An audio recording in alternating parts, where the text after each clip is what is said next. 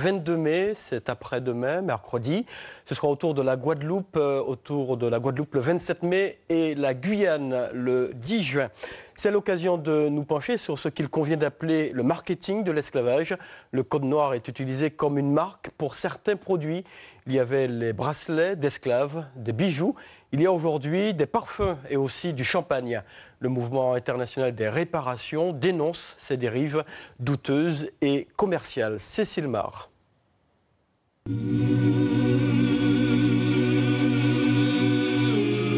Code noir, un texte de loi publié pour la première fois en 1685 sous Louis XIV. Code noir comme code civil, code pénal. Seulement, il ne recouvre pas des amendes pour excès de vitesse ou vol à l'étalage, mais une réalité bien plus sordide. L'esclave fugitif qui aura été en fuite pendant 1 mois aura les oreilles coupées. Il sera marqué d'une fleur de lys sur une épaule. S'il récidive une autre fois, il aura les jarrets coupés et sera marqué d'une fleur de lys sur l'autre épaule.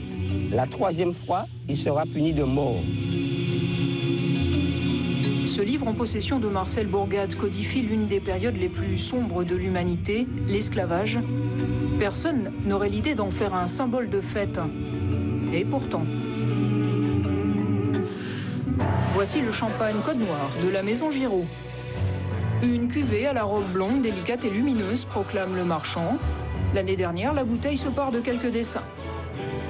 En France, l'association CM98 manifeste devant les locaux. En Martinique, le comité Devoir de mémoire proteste. En vain, la bouteille est toujours en vente, avec le même nom, et le marchand décline tout commentaire. Avec l'affaire des bijoux esclaves de Mango, il y a là comme une constante, dénonce le MIR. Donc ce sont des initiatives effectivement déplorables, commerciales, marchandes, avec des produits comme des parfums, des alcools, des bijoux, qui dérespectent en fait la mémoire des afro-descendants, la mémoire des ancêtres des afro-descendants. On fait apologie à un crime imprescriptible contre l'humanité. Imaginez un instant qu'on appelle ce parfum ou cet alcool Mike M. On voit tout de suite les conséquences au niveau juridique. Les gens comprennent tout de suite. Pourquoi l'esclavage, pourtant déclaré comme crime contre l'humanité par la loi Taubira, ne bénéficie pas du même respect que d'autres périodes de l'histoire? D'abord parce que la loi est encore récente, 2001. Ensuite parce que la France n'est pas pressée de se souvenir. Ce n'est pas enseigné dans les cours d'histoire, ou lorsque c'est enseigné, on va dire, dans la grande histoire du colonialisme français, qui pendant longtemps a été valorisé, positivé dans ses discours, etc. Et justement, la France a vécu comme victime cette période de décolonisation qui a commencé dans les années 30 et s'est poursuivie dans les années 60. Culpabilité ou défiance, quand on parle de l'esclavage, les premières réactions sont souvent de rejet. Ce sont les Africains eux-mêmes qui sont responsables des déportations massives des leurs. La culpabilité face à notre passé n'est pas de mise. Le repentir face aux anciens colonisés n'est pas de mise non plus. Soyons plutôt fiers de notre grande et belle histoire.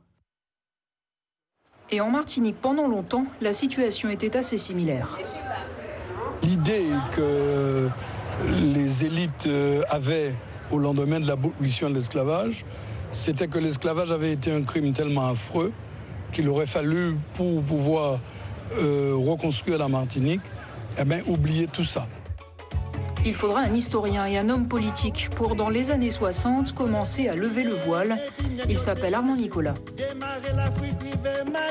Armand Nicolas nous a appris que nous avions une histoire qui nous était propre.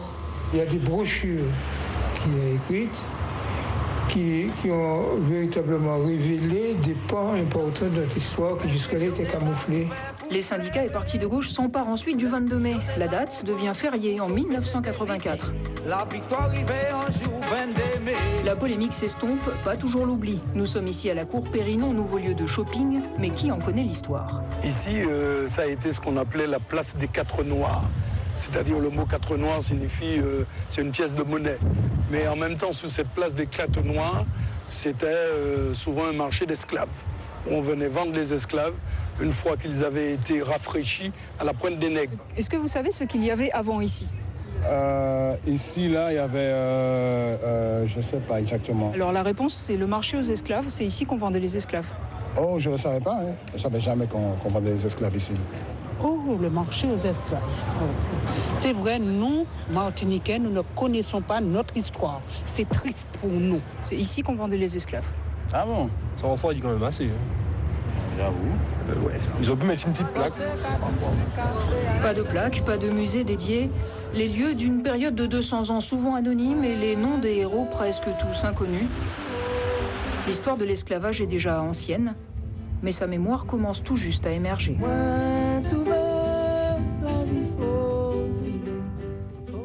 Sans transition, l'actualité sportive.